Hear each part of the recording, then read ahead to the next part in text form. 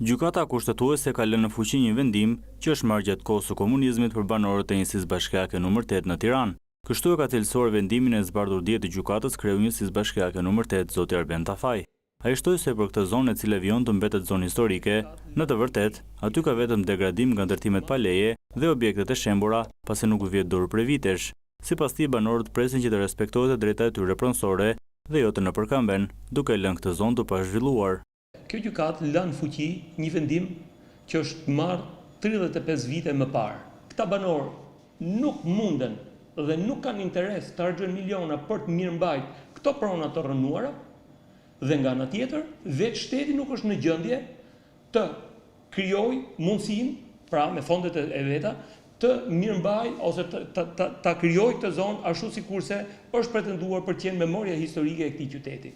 U pa në terren nga përfaqësues të qeverisë se si kjo zonë ishte degraduar dhe shfrytëruar nga ndërtimet pa leje dhe nga objekte të shëmbura. Zgjidhja për këtë situatë, e cila është një mbivendosje ligjesh dhe një ngatres juridike, zoti Arben Tafaj e shikon të një vendim i qeverisë për ta nxjerrë këtë zonë nga inventari, se zonë e mbrojtur historike. Kjo zonë është zonë e degraduar. Pra, është shumë e thjeshtë që parë objektivisht, parë në vend situata, një vendim do të ishte i drejtë që kjo zonë të nxirrej nga lista e inventarit të zonave të mbrojtura të këtij qyteti.